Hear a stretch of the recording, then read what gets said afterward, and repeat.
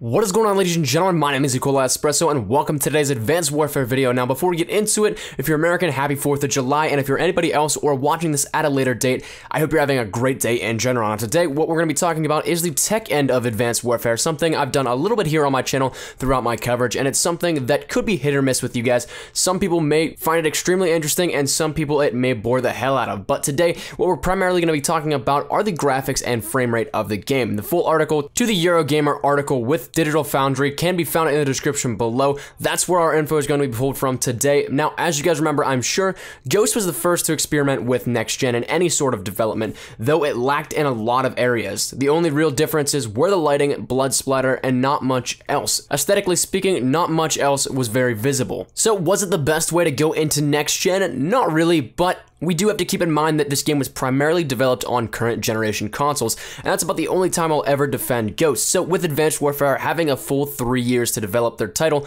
on next gen, we should see the big changes from them, right? From what we're told already, the game is nearly a brand new title. Only very basic molds of our engine are still the same, and we have new stuff like rendering, animations, all that good stuff we've come to know. So in essence, a brand new game. But what about the performance of the game? Now, Ghost was native 720, which is a drastic disappointment to people, especially on next gen. While PlayStation 4 could output at native 1080p, there were massive frame rate issues after a patch to allow that. So where can Advanced Warfare be placed on the mantle in terms of output? Well, for our E3 demo that we got to look at our level induction, the output was a native 1560 by 882, roughly 16 by 900, or a native 900p. So that's not quite 1080p, but it's close to it, and a much better reaction to the game and performance over Ghost on next gen.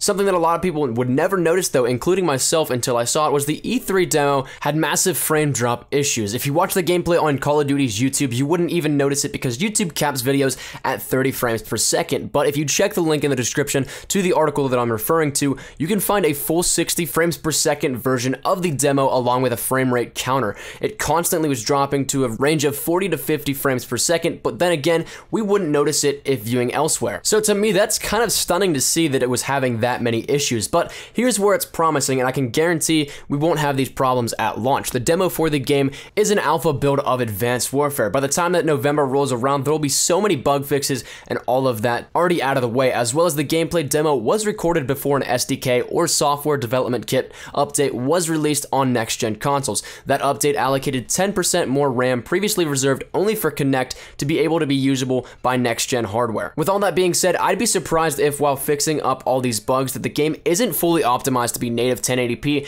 and a full 60 frames per second. We're nearly there already, and with a few months of development left, it wouldn't surprise me at all if we made it there. So overall, I just thought it was a neat little look in at a more technical side of the game. Let me know what you guys think down in the comment section down below. Did you guys even know about any frame rate issues in the demo before today? If you did like the video, please leave a like rating down below. Any shares to your Facebook, Twitter, and or MySpace for your OG like that always greatly appreciated. If you're new here, be sure to subscribe for the best of Call of Duty Advanced Warfare content.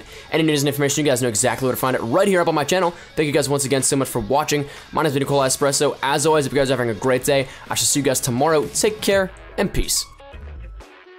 Surprise, motherfucker.